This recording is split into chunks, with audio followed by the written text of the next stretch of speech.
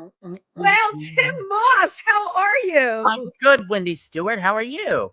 I'm just fine and dandy on this wonderful Wednesday, and welcome to If These Walls Could Talk, everybody. So great Yeah. to have you here. Hi. Tim, we're kind of coordinated. Our heads are the same size today. You know, when Yeah, you when you're in one location and I'm in another, sometimes our heads are different sizes. right. You notice that? I just thought I would notice that. Oh my God. Well, it's really great to be here with Mm, everybody. It's springtime in New York, and my yes. God, the events have not stopped. Oh my God. And yesterday it was like 75 degrees here, which for New York is Gorgeous. was incredible. Yeah. Absolutely gorgeous. Last Thursday, you know what? This is the thing about living in New York. Two fabulous art shows. Chris Tanner Hmm. presented his work, Encrusted Jewels on Driftwood. Who does that, right? Hmm. Amazing pieces. And then giant panels using precious jewels. You can't go to a Chris Tanner show and not feel amazing because everything that glitters is gold and sparkly. And it's just what the guy does with light is Hmm. just amazing. And then my friend Ronaldo from the Explorers Club had just a totally different show, which was about still life and nature and using a water technique with pastels. Tim, just when you think you know everything about art, you go to these artist shows and it's like, how I'm not geared towards this. How did they think of these things? Right. And they take it up a notch every They, time. and then they take it up a notch. Well, Absolutely. that's true with everything, with fashion designers, with, yeah, Yeah. everybody. Yeah. They're They just constantly keep turning it evolving, out. Now, growing. I have to tell everybody a little secret. Mhm. Tim Moss rode the ball. I did. It wasn't turned on, but I rode the ball. We went Moss. to a party. We had a ball at the Copacabana the other night. Oh my It God, it was was what was the name of it? It was the party. What was it? uh, Something Cowboys so it was denim, diamonds, and disco. and disco. That's what it D was. D and D. It was, So it and was it's kind of cowboys. So everybody dressed up as cowboys, and we all went to the Copacabana and had a ball. And they had a mechanical bull, and I did get some pictures on it, but it was turned off. I know, but you know what you did? He cheated. He put Yes. up something where he did like these stop action slides. Yeah, where I'm going. Well, you know what? It made it actually look like you were riding the bull, Tim. So I Everybody thought I was. So I think right. I think you had people convinced that you were absolutely doing that. Last night, I have, and Tim knows, we have the most incredible friends that do drag, and there's Mhm. so much drag in New York, right? Drag is like everywhere. And last night, I went to the reading of a wonderful new book. It's called Concrete and Glitter. The author is Alyssa Goodman. It is Mhm. actually the most concise book about the history of drag that I've Interesting. ever. She said initially it was 600 pages. I think now it's 400, and the print is small. I have to tell you. Um, I'm like, I'm going to need my magnifying glass for this Where one. was that at?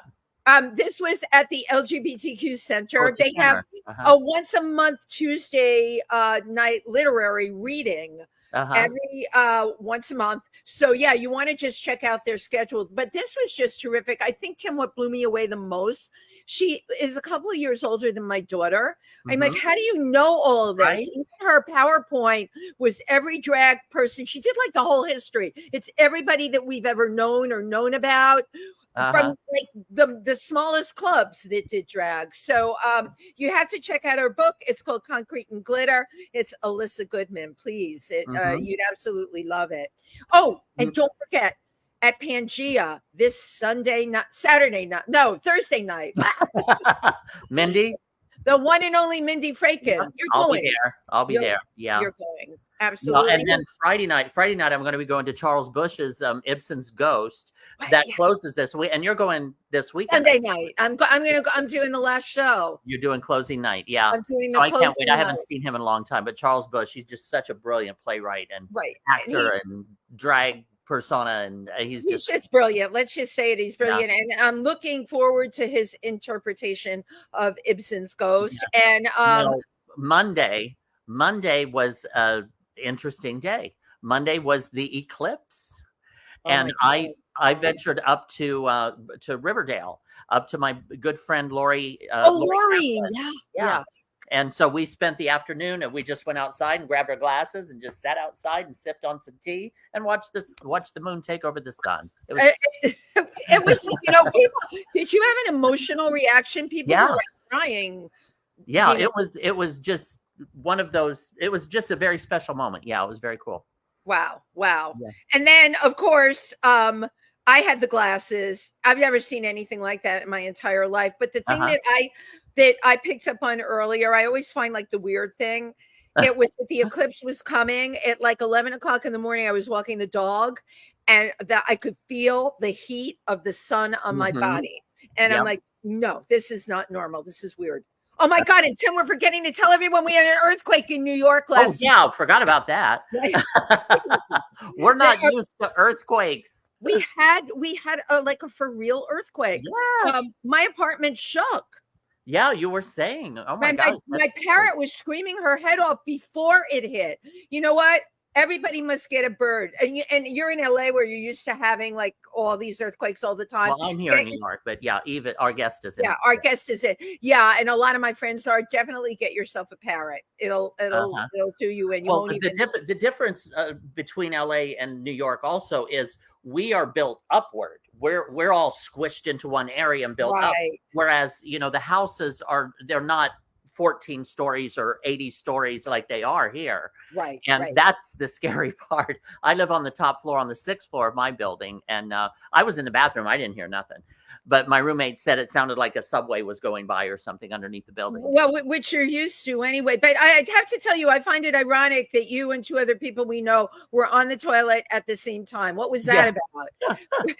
It was like maybe we caused it. Who knows? A harmonic convergence. At the same time, maybe you were the cause of it. Anyway, we are so excited to have on our guest today. She's here all the way from LA. Well, she didn't really come here in the biblical sense. She is here on a stream because she's in LA where it shakes, rattles, and rolls all the time. She empowers confidence through storytelling and fashion.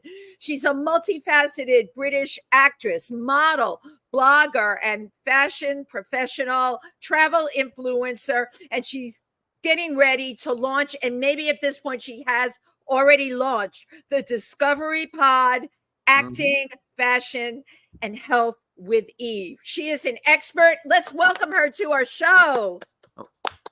Eve Richards.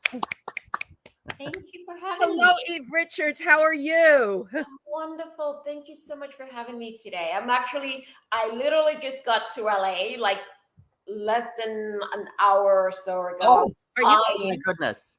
Yes. So thank you for having me. Oh my gosh. That's like, I'm so glad your plane came in on time. Oh yes. I told Roger that if I didn't land on time, I'll have to do this flying. So he was like, yes, but luckily good weather. So thank you. Yes. Oh, it's great to have you. Where were you flying in from, Eve? Well, my family's in Boston. So I went to see family in Boston. I spent a few days in San Francisco. I've got family there, and then went to Boston as well to see family. Wow, that's great. Fabulous. Now, are you finding because of your new show, you're having to travel to different locations? We want to hear all about your new show. Thank you. Actually, the show launches next Thursday at 12 p.m. Pacific time, 3 p.m. New York time. I used to live in New York City, believe it or not. At one that's where we're at. I love New York. So hearing you talk about New York was like, brings back memories. Love New York City. How is it we didn't even know you when you were living here? Tim, how did that happen? We know everybody. Yeah, right. I know, right? What a small world. It is a small world. Yes, but the show launches next week. Roger Neal, who's my PR manager, is also executive producing the show. Oh, fabulous. I'm very grateful to him. So the show basically is, I'm an actress and wanted to get into podcasting. Last year, I lost my dad unexpectedly. Thank you so much. But he was very inspirational to me. And because of what he did for me, to my family, he was inspirational to lots. I really wanted to use my voice to talk about some things that I'm very passionate about.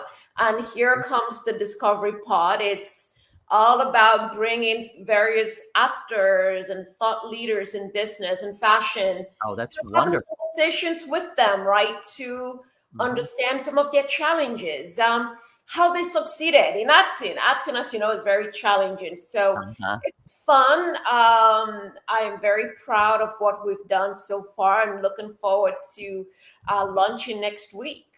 This is now, Eve, have you taped your interviews already, or they're going to be live? How are you? No, they're not live, so they're episodic. So we've had 12 episodes. So we've taped 9, or 9. We're taping the 10th tomorrow, every Thursday. And then the last episode tapes at the end of the month. Oh, nice. Yeah, that's exciting. So what kinds of guests can we expect to see? The first one, actually, the very first episode next week is me. All about Eve. All about Eve. It wasn't supposed to be about me, I gotta say. So I've been in an acting, I take an acting class with a studio called ZA Studio. I wanted one of my teachers, Peter Alice, who has been a veteran actor for God knows how long. He's been in everything, Seinfeld, The Sopranos. He was actually supposed to be the guest. And he was flying from San Francisco to LA. Unfortunately, it was bad weather, so he could not land. And so his flight was rerouted from Burbank to Vegas. He was able to do 10 minutes of the first. So the first 10 minutes is Peter. And Roger was like, Eve, you know what? Let's use the next, 30 minutes and get to know all about Eve. So there we go. Let's hear about my upbringing, my family, and all of that good stuff. Well, we want to know all about Eve here today too. Absolutely. So where are you from originally? Yeah. So it's a very good question, because Roger was asking that question as well. I'm a hodgepodge of the world, right? Well, I thought weren't you London, England? Aren't you originally? I was born in London. Yeah.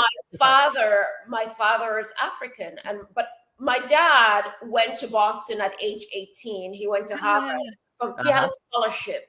Because my dad got to Boston, all of his family members, like one after the other, moved to Boston. So Boston technically is my adopted home. London is my second home as well, and then Africa as well. So where in Africa? Where in Africa is your dad from? In Cameroon, which is in West Africa. Okay, you better be sitting down. I'm doing an event tomorrow night where I raise money for Cameroon because I went there and shot a film on gorilla and chimpanzee rescue in Cameroon. I was in Yaoundé, and then I was 10 hours out of Yaoundé at Sanaga Young. But the one thing about Cameroon, I never met anybody here that went there. And when I was going there, they said to me, Wendy, it doesn't have any tourist infrastructure. You're right. I didn't know what that meant until I was greeted at the airport by the most gorgeous soldier. And he had my name on a sign upside down. Wow. And he had a huge AR-15 or whatever it was. And he said, my name is Kennedy. My English not so good. Welcome to Cameroon. I looked at this man and I'm like, you don't even need to talk. Just let me look at you. The men are, Tim, handsome and delightful. And he was the person that got myself and my husband all over Cameroon along with the other soldiers. So I had soldiers with me the whole time. Nice. I have such a soft spot. I love that your family is from Cameroon. So there's the English side of it. My mom had, mixed hodgepodge of German, English, all of that. And then I've got family in New Zealand as well. So that's why I said I'm a product of the world. I love that. Quite a few different places. I went to high school in London, went to college in Boston, lived in New Zealand as well, grew up in New York City. Right out of college, I moved to New York City. I wanted to get into advertising, but ended up working with American Express on a contract basis down on 200 VC Street. Yeah. Relocated with American Express to San Francisco. Worked with them for a little bit. Worked with Macy's Advertising. But I've always done acting. I started doing acting when I was a kid. However, my parents were both attorneys. My mom was a judge, my dad an attorney. Mm-hmm. My dad was like, "Nope, Eve, I don't want you to go." Yeah. Somehow he didn't want you. He did not want you to go into law. Probably didn't want. No, he just figured it's just, it's a tough industry, right? Yeah. And so when you have a young child and you're like, the rejection is hard. Even as an adult, it's a very difficult thing. And I think he just wanted me to have something stable, a stable career, which is not what I wanted to do. Right. Like a lawyer. How did you feel when you were working with American Express? Like you were ready to jump out of your skin? American Express was a great company to work for. Excellent brand. I worked with them. Yeah, it is great. So I traveled around. I remember celebrating American Express's 150th anniversary in Paris at the Louvre, right? I went. How about that? Tim just got back from Paris. How about that, Tim? Nice. Yeah. So I traveled to Hawaii. I went to Aspen. It was a great brand. But, after working with corporate America, I figured I really wanted to get back into the entertainment. Creative. Exactly. So I was missing something. And so here I am. Yeah, I hear that. Oh my God. Was it scary to put yourself out there after, you had I have other friends that have worked for American Express, great company to work for. You have all those perks and benefits. The paycheck is great and it's steady. Yes. Now you're jumping off of a cliff. Right? That's what you're doing. And you had it all like nice and cushy and cozy and everything. Because you're a creative person, right? You had to go live your truth. You jump off the cliff. What was that like for you initially? Oh gosh, that's a good question. It's tough. Mm-hmm. It's very difficult because one of the things that people always say is, "Oh, Eve, you're always impeccable." I've always liked fashion. So regardless of what I'm going through, I'm always going to look good, right? But it's very stressful. Am I going to get this gig? What's going to happen? It's a challenge, but I think if you're passionate about something, you've got strong family members who support you, that's all you need. And I'm very fortunate to have people around me who believe in me and they know I can do it. And I've been able to go out and do my thing. And it's not an easy thing because, again, it's paycheck. You never know when the next check is going to come. Right.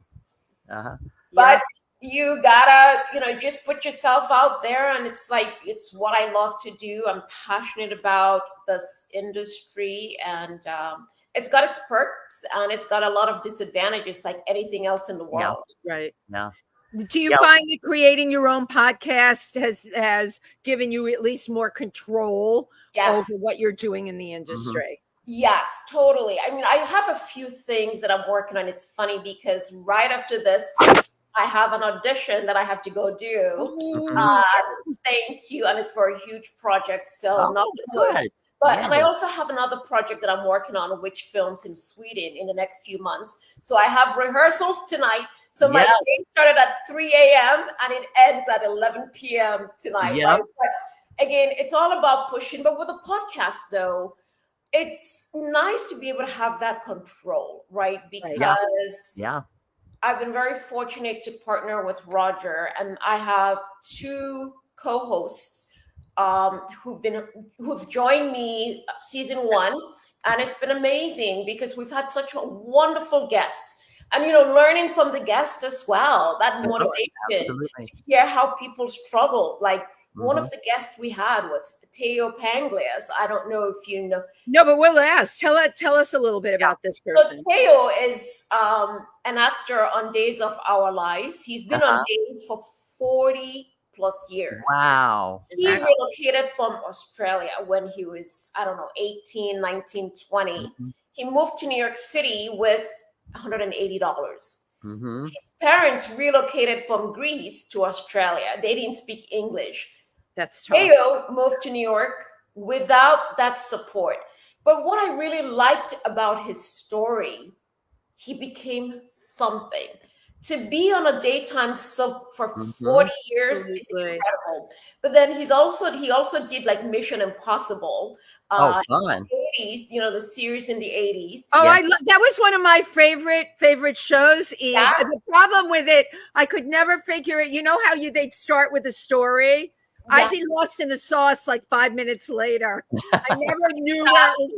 I needed Cliff Notes or something to get through Mission Impossible. But that's so cool that he was on that show. He was on it. He's acted with like Omar Sharif. Elizabeth Taylor is someone that he acted with. Right. So to be able to hear stories of like someone who came from Australia, and he's now, God knows, he has a podcast. He's still on Days of Our Lives. He's still on Days, which is great. What an incredible story. But what I like is the journey and the lessons learned that I think anyone can learn from how he was able to model his life. We have another guest, Rachel Killian, who's going to be on the show tomorrow. We're taping with her tomorrow. She moved from Paris, from France, right? She was a ballerina as well. She was a model. She moved to New York, to LA. She's been in quite a few things. She was in a movie with Danny Glover, Monique, cool. the Academy Award actress. So it's incredible to hear the stories, right? We had another actor, Sean Kanan. Sean was on General Hospital playing AJ Quartermain. Yeah. He was Mike Burns on The Karate Kid, Cobra Kai. So he is such a motivational speaker that it was like, wow, amazing. But I'm listening to who you're having on, and Tym, that's the difference between New York and LA. You can really have an extremely lucrative television career in LA.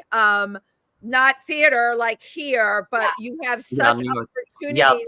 Television and film is in. You listen to who she's having on the show and everything, and they work all the time, and it's really great. And what's interesting about the soap operas, even Tym, there was a while when the soap operas were getting taken off the air, and I remember that. I used to do under fives on like One Life to Live, and the ones that were in New York. You know, it wasn't. It was just like a job, but then the soap operas started shrinking up. Yes, and they were, going out of favor, and Soap Opera Digest was shrinking down, and everyone I knew was making their living off of them. So it was very traumatic for the actors when that happened. But there seems to be, from what I can see and from what you're saying, a resurgence, right, in the soaps, because I think people need them. They're people get caught on them. What was your favorite soap growing up? Oh, all my children. All my kids. Susan Lucci. Susan Lucci. How could you not love all my children, right? I'm like, gosh. And she's incredible. She was incredible. The fact that she was on it, and she was I loved everything about her. The way she carried herself, her brand, and her story, losing her spouse, just the journey. I mean, she was incredible. Yeah, I bet you'd like to have Susan Lucci on if you could get her. That would, how great would that be? If we could get her, that would be amazing. I have to tell Roger for season 2. There you go. Yeah, I interviewed her once. Yeah, wow. She's a sweetie. Oh, Tym, tell us, what was that like? Well, on the red carpet one time. It was at Marvin Hamlish's memorial. Wow. Down at Juilliard. Yeah. She popped in. I just chatted with her for a couple minutes. She's a sweetheart. She really is. She's nothing beautiful, like her persona. Yes.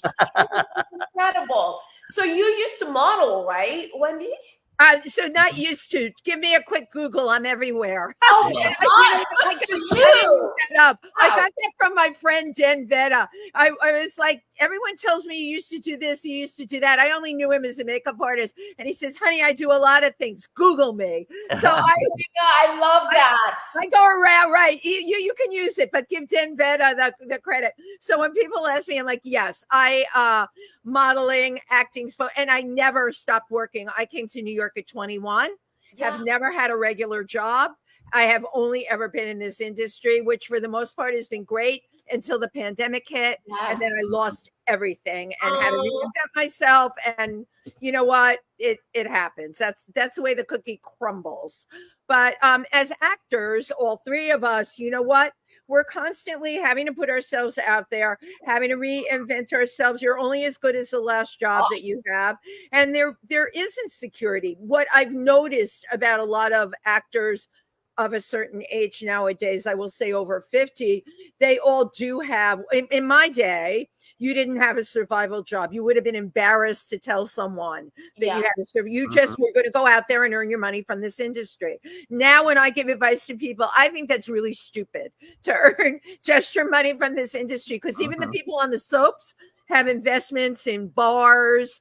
They have, even if it's a passive income, they have other things, right, to make their money work. You know, as an actor going out there on auditions, and I've met people that have left their day job that think they're going to go out there, and it doesn't matter how talented they are or their look or whatever. It's just, it's such a pot of so many people. Oh yes. It makes it really hard. But again, why do we do it? Because we love it, you know? Yeah. That's what it's about at the end of the day. Now, I'm curious, Eve, how much of your background has got to do with you launching this show, the Discovery Pod? What makes you want to discover? What makes you want to bring on guests and discover things about them? You know, when my dad passed away last year, I didn't even know he was dying. I didn't get to see him. Oh, I'm so sorry. Thank you. He found out he had pancreatic. They didn't even tell him. Goodness. Eve, I just lost my cousin with pancreatic, and my husband died of lung cancer 3 weeks ago. Oh no, I'm so sorry. Well, we knew about, but my cousin, my beautiful, healthy, organic eating cousin, 4 months, and that's a very aggressive cancer. It is, and I'm so sorry that this happened to you. So it was last summer. They told, my dad went to the doctors. They thought, well, maybe it's pancreatic related. Went to the hospital. He died. Oh my God. Tim, it's so crazy. By the time you start getting like the aches and pains, it's too the late. thing has moved so aggressively. Exactly. And yet, you know, there are treatments, and this I know about. My cousin was not able to get, she made it through one protocol. She never, but there are people I know from my husband's cancer group with pancreatic that are alive 3 years. Wow. I do think it's got to do with where it is. Exactly. I also think with my father, my parents were divorced, but still very supportive. Of course. My, dad was in Boston, but there was a woman who came into my dad's life. This woman did not like my father. She was only in it for money. And I'm saying this because these are lessons that I learned. Right. Because I knew she did not like my father. My dad's sisters and brothers knew this, that all she wanted was my father's money. Unfortunately for my father, when you opposed him, like, she's not good enough, he got angry and he wanted to eliminate you from his life. He was like, he didn't want to hear it. Right. Just before he died, he was in the hospital. This woman refused to see my father in the hospital. My dad was sick. She refused to see my dad. And the one thing my dad felt, he was so saddened by this. A woman he had helped, buy her a condo, all of that. Just when he needed this woman, he refused to see my father. My dad was in his hospital bed. I was here in California trying to go see him. My dad had his brains. He was in his 70s. That's young, Eve. My God. My dad was able to read, but the situation with the woman got my dad so angry. It was almost like for so many years, his sisters had told him, she's not good for you. And so by him passing, I wanted to use my voice. Absolutely. When I looked at my father's life and I realized that for so many years, he was a loner. All he wanted to do was go to courts, his clients, be the best attorney. and then read. Right. And Mm-hmm. I found out my dad was so lonely, but Mm. he never wanted us to know. He He was didn't lonely. want you to know. Wow. And I went through different emotions, Of course. pleading for my father that Mm-hmm. he knew he was lonely but did not want us to know. Mm-hmm. And Wow. he became difficult, but he wasn't difficult because he wanted us to. He was difficult because Right. he was afraid It to was be. it was defense because he didn't want you to guys to find out. How many kids in your family? How many are What there? was me, my just one, There. my Okay. brother, and But so extended. younger brother. Yeah. So my I I got to realize here was a guy who was so smart, Mm-hmm. but this is the type of life he lived. And my dad pretended, and it was almost like he knew how to compartmentalize and let Compartmentalized. everybody think that life was great. He had a very good life, but he Right. was a very, very lonely man. Right. And after he died, I vowed to myself, if in his honor, I want to use my voice to Mm-hmm. discover, to motivate, to inspire others. I Because love my it. father inspired me. Mm-hmm. His journey towards his end was just sad. And Mm. that's how I decided to get into podcasting. Wow. Wow. Well, you'll Yeah, of course, certainly. you never know what someone else is going through, what they're experiencing with Right. Yes. people around them. That's very sad. I'm sorry to hear that. Right. you. But as his daughter, he knew you loved him. Oh yeah. That No. he Mhm. knew that you, and sometimes that's all you can get, and you did Yeah. that. In Thank spite of you. everything, Mhm. you loved your father, and that's the closure. And now you're going to take the legacy and move it on by having your show and the people that you interview on there and the stories that you tell about their lives. You know what? Because we've all got these stories, and it's important. Tim and I agree with you. We have to get these stories out there. You know, Absolutely. we're living too much in a Kardashian world.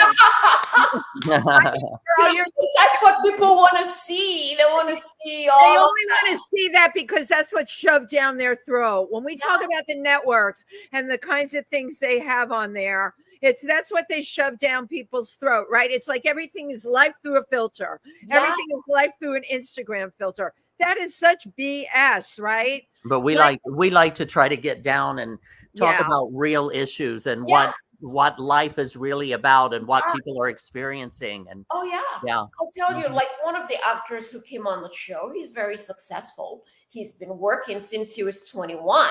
Wow.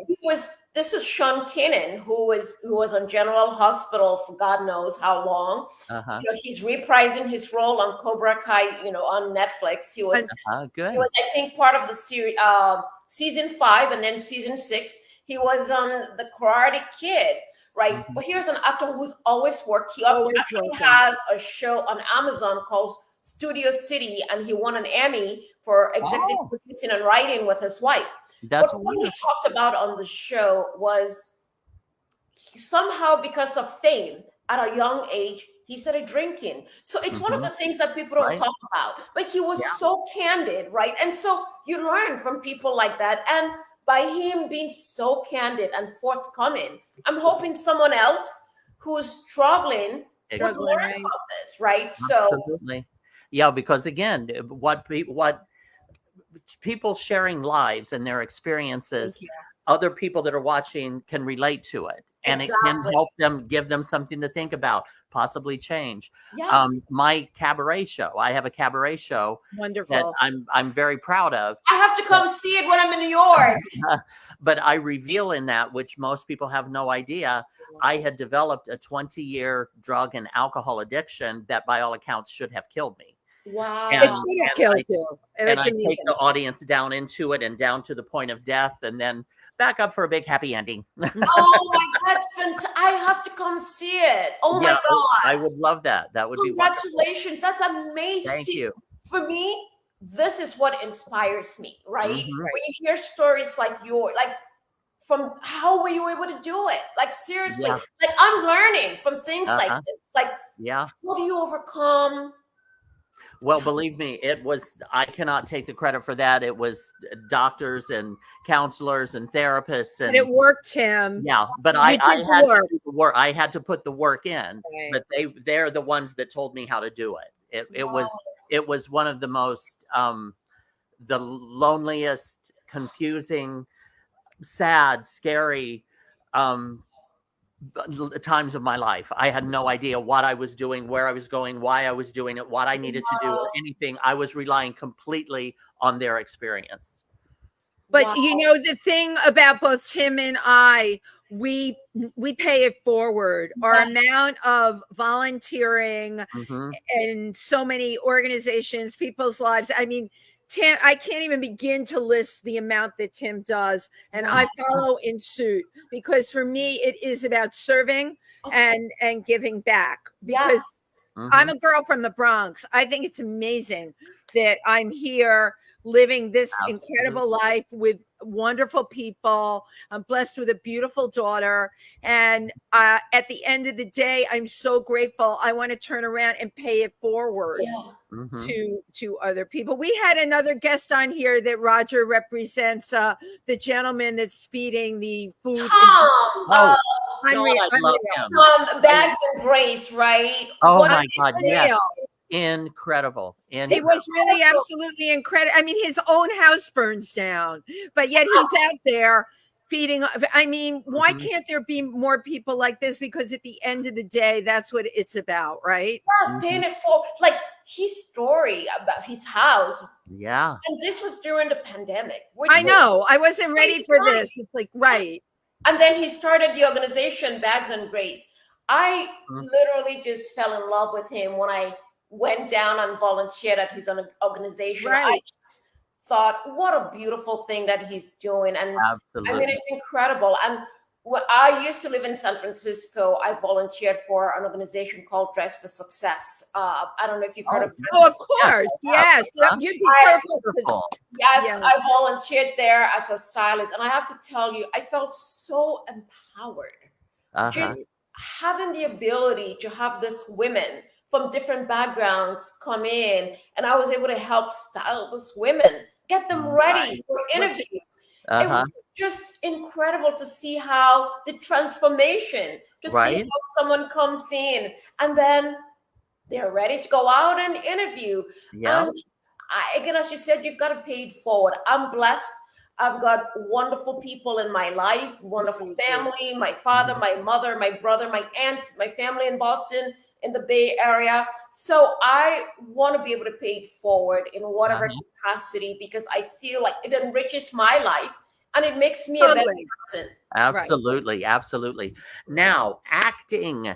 So now you went to high school in London? I did. And then is that where you got the acting bug when you first? Believe it or not, I think because my parents were both attorneys, and there is an age gap between myself and my younger brother. So at home, my father specifically, because he was so strict, always wanted me to read, and always about law. And that's just him, right? Because I never knew this, but he was such a smart guy. And my aunt kept telling me he was so gifted. He was so smart. That's what he wanted for me. And so I was shy. So acting was, for me, that outlet, because I didn't have a lot of friends growing up. And so it just helped me. I mean, my parents were very loving, but it put me in a different space where I could escape, where I used to feel like my dad was so hard on me. You got to have A's. You got to do this, history. And so it just made me just escape into that different world where everything was perfect. And that's how I looked into acting, like this world where I could pretend to be someone else for a minute, an hour, or whatever it takes, right? And I literally just fell in love with it. And then about 10 years ago, I got back into acting, started taking some acting classes with a coach in San Francisco who was extremely inspirational, Sherry Carlson. And I got to give her more credit as well, because she was incredible. And just started taking on different roles. You know how it is. You start small. that did a lot of background, and then elevated from background to subsequently booking more things. But now where I am, I really just like telling stories that would empower others. Like what I'm reading for, hopefully if I get it, it's a story that is, it's about empowerment, right? About that would be perfect for you. Absolutely. Yes. And so I like those type of roles, you know, being a therapist, being an attorney, maybe because my parents were lawyers, or something related to fashion because I love fashion as well. Right. Well, I think if you come back to New York, you have to audition for Law and Order. I will love to do that. Everybody I know has been on that show, but like with your background, you know, with your parents and the law and their passion and when you look at everything, perfect for Law and Order. Cast this girl, right? Absolutely. I got accepted into law school as well, but I actually ended up not going. So it's kind of funny. My mother died in her 50s. So wait, let's backtrack a little because these are very heavy duty life things. Those are huge adjustments in life that I've gone through quite a roller coaster, I must say. You're a young woman and you lose your mother. When I was growing, that was always the worst thing to me. I loved my father, but for a girl to lose her mother, you lost your mother when she was in her 50s. My God. Wow. It took about 5 years for me to get over my mother. I'm serious. It was the most difficult because she had just visited. I was living in San Francisco and we all went to Boston. Because I decided to fly back when she was going, and then she left Boston and moved. She was going to London to attend the conference. She died in London unexpectedly. And so I remember getting a phone call that my mom had passed away. And my suddenly you're not even prepared. I mean, my goodness. 5 years, it was the most difficult thing. I think that's the reason why where I am in my life right now, I'm able to enjoy the journey, right? Enjoy this process, enjoy acting, not taking it seriously because there's a lot of stress. Again, people ask, but what do you do when you don't get it? What can you do? You move on. Keep living. You keep living, right? Life goes on. And I tell people like they said, oh, you went, how did it go? I'm like, I don't know. I did my best and I've moved on to the next thing. Here's what I've learned. You get what you get, and what you don't get, just move on, you know? Just move on. We have no control over what happened. Sometimes it's yours and sometimes it's not. It's not because you're not good enough, right? It's because they have a very specific person in mind. But I just want to kind of touch on something here, that you lost both of your parents unexpectedly. How traumatic. It's traumatic. Because like if it was an ongoing illness or something for year after year, you can kind of mentally prepare yourself for it, you know, but I just cannot imagine. I'm sitting here today and I'm very grateful to God. I'm grateful to the universe because last August, after losing my father, I live in Beverly Hills, but I live alone. It was the most difficult thing. I'm very fortunate that I have this wonderful people in my life. Good. This guy, we call that the support system. Yes, he comes. The chosen family. The area, you know, Edward came. I have some friends. I have family. My brother, my family in Boston, Susan. They all came to visit. But it's not been easy because my house became like my own worst enemy. I was afraid of being alone because I did not want to think about my father. I was afraid I was going to see him. You know, your mind goes through different places. And all of a sudden coming to my own place, I was like, oh my God, I can't be in my place. It happened. And even now that I just came back today, I'm like, oh my God, I'm home alone. You know, it's like that feeling like I'm home. Like, I'm going to share this with you. I lost my husband 3 weeks ago. Okay. And I was out working 2 days later. If I had a job the following day, I would have done it. Okay. Wow. I'm so sorry. Thank you. But he had cancer. He didn't die from cancer. They didn't tell you from the wonderful cancer treatments to keep you alive. He got pneumonia.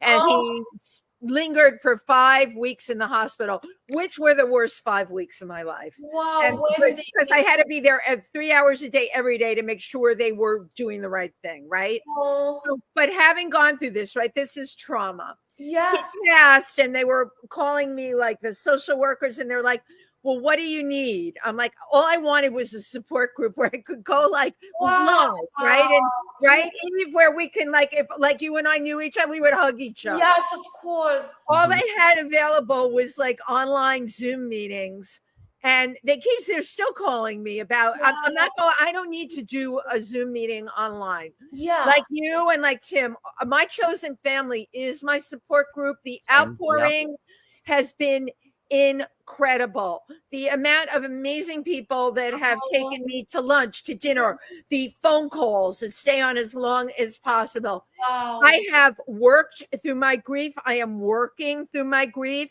because you know what? Who we are as people, we have to keep going no matter what.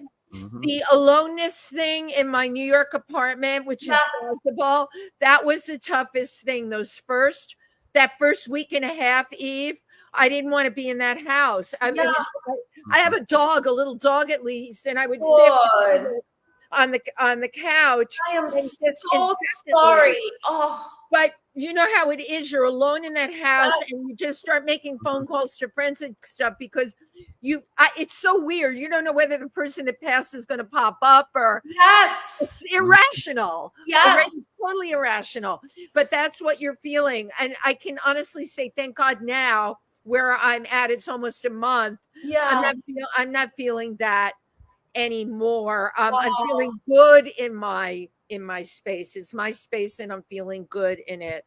I am but again, so sorry. We don't deal with grief in our society, and that's Tim is shaking his head. My God, we deal with everything else. You can't find a live support group nowhere. I called over 60 places. I could go to an AA meeting in a heartbeat. I actually thought of that, and I've never been in AA.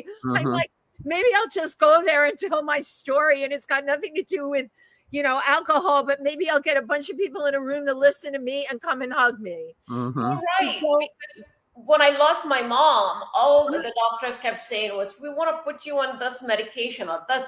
I'm like, I don't need medication. It works for some, but it works for me, right? So I had to find alternative, methods like exercise and yoga and acupuncture. Those were the things that worked, not medication. So you're so right. But Wendy, 3 weeks ago, looking at you, you look incredible. I am so well, thank you. But you know what? Ellen would have wanted me to continue onward like this. And again, and another thing I've talked about with people, like Tim lost his dad. But Tim said it was also expected, right? Because he was 95. Yeah. So there is a huge difference between, and they don't talk about that either. Expected passing or sudden passing. I mean, to me, you as a young woman losing her mother, like just like that, it would take me 5 years to recover. It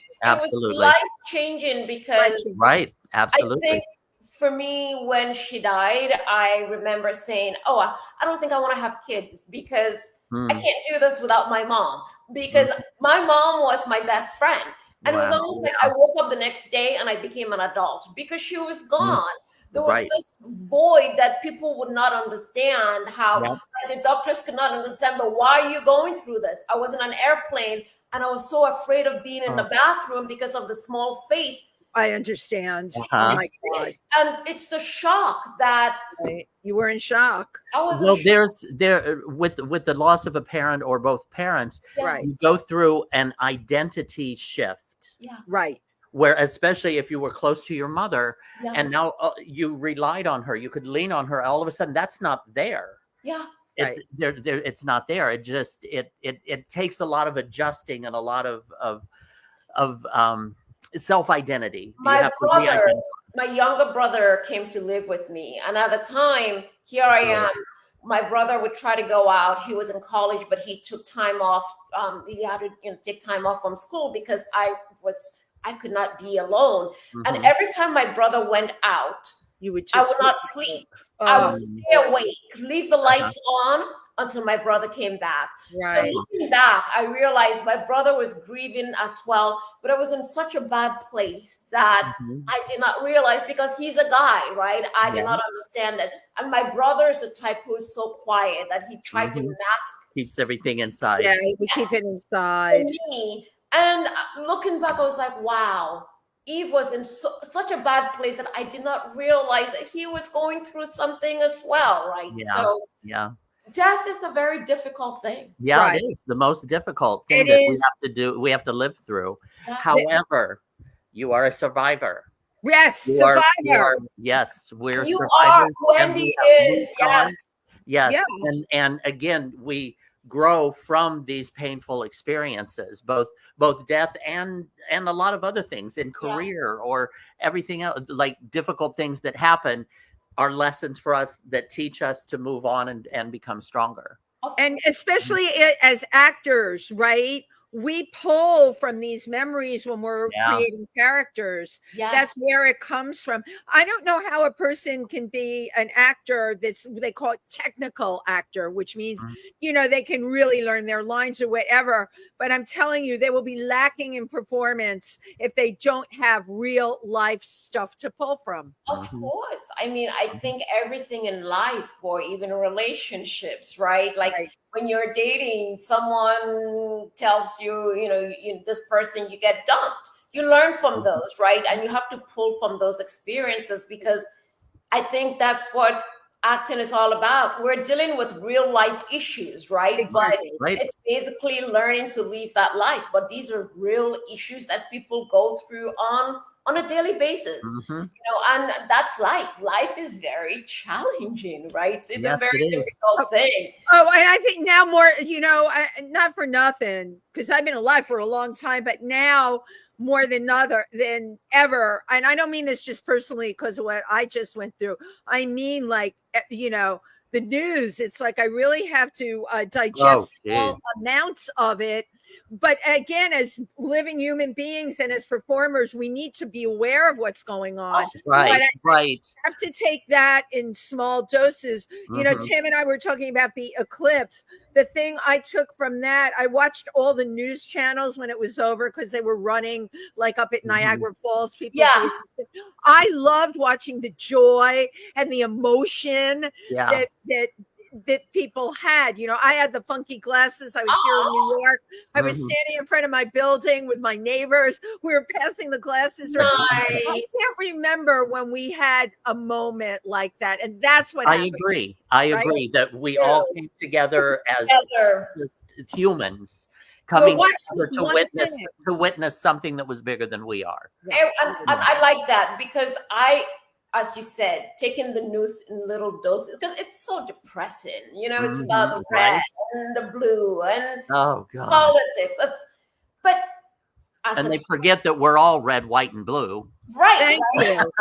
We have to be aware of what's happening in the world, because you cannot live in a bubble, right? Because this is the reality. But again, when we can come together as one, like what happened with the eclipse, it was beautiful to see. It was, although there was a story about a woman who died in New York. I don't know if you guys heard about this. A doctor who was in a van with her family, and somehow it was upstate New York. I was reading about it yesterday, and she died, and very, very sad.